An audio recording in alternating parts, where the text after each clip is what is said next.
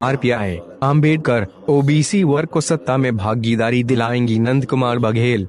राजधानी भोपाल में आज वीआईपी गेस्ट हाउस में आरपीआई के राष्ट्रीय सलाहकार एवं मतदाता जागृति मंच तथा कुर्मी किसान महासभा के राष्ट्रीय अध्यक्ष नंद कुमार बघेल ने पत्रकार वार्ता को संबोधित करते हुए ये बात कही। उन्होंने कहा कि एसटी, ओबीसी और माइनॉरिटीज यह चारों समुदाय राजनीतिक भागीदारी में बहुत पीछे है।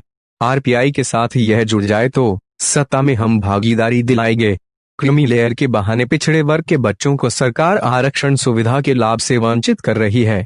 सरकारी उद्योगों का निजीकरण कर सरकार आरक्षित वर्ग को नौकरी से वंचित कर रही है। किसानों और श्रमिकों के खिलाफ कानून बनाकर सरकार संविधान में प्राप्त मूलभूत अधिकार से सर्वहारा वर्ग को वंचित किया जा रहा है। ऐसी ब्राह्मणवादी सोच के खिलाफ हमारी लड़ाई है।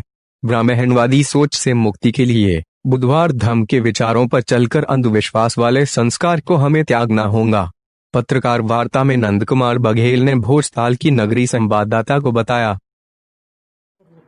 हम दबे कुचले लोग जिनका कोई राजनीति में वर्चस्व नहीं है, उनको हम दिल्ली की गद्दी में बैठाना चाहते हैं और प्रदेश के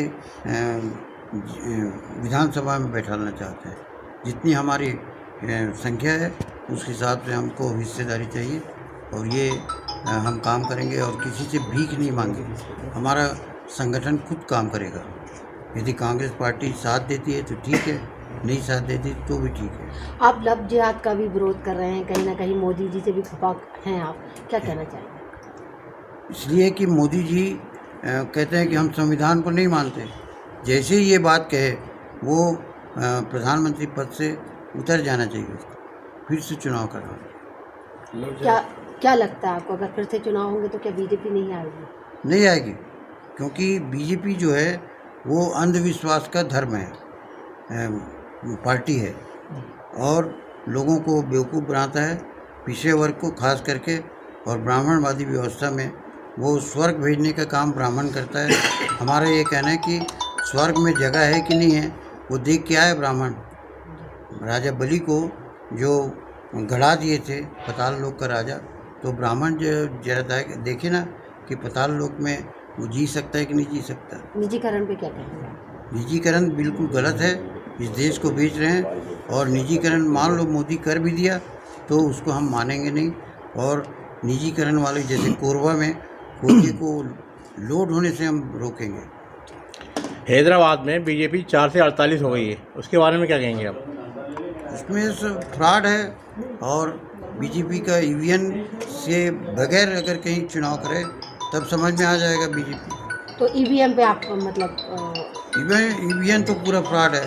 वो कहते हैं कि कांग्रेस ने शुरू किया, तो हमारा ये कहना है कि कांग्रेस ने मान लो शुरू किया तो जो इलेक्ट्रॉनिक मशीन है वो रोज़ दिन तरक्की कर रहा है, रोज़ परिवर्तन हो रहा है, तो उसमें जो परिवर्तन हो गया है उसका लाभ लेकर के मोदी जीतते हैं।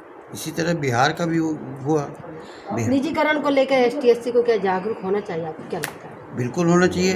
किस तरीके से जागरूक होना? निजीकरण नहीं होने देंगे ना।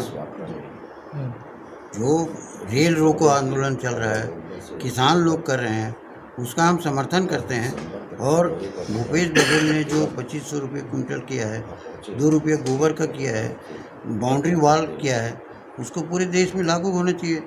कृषि आधारित अर्थव्यवस्था देश का होगा तो हम पूरे दुनिया को खाना खिला सकते हैं। वो टेक्नोलॉजी हमारे पास डेवलप हो चुका है। तो हमारा जो अर्थव्यवस्था है वो कृषि आधारित होगा। तो छत्तीसगढ़ में जाके देख लो कि वहाँ सोने चांदी की बिक्री जब बढ़ी है, वहाँ कार की बिक्री बढ़ी है, मोटरसाइकिल की बिक्री बढ़ी है, शादियों की संख्या बढ़ी है और वहाँ संपन्नता आई है। किसानों को 2500 रुपये कुंटल देने से जाके सर्वे कर लो।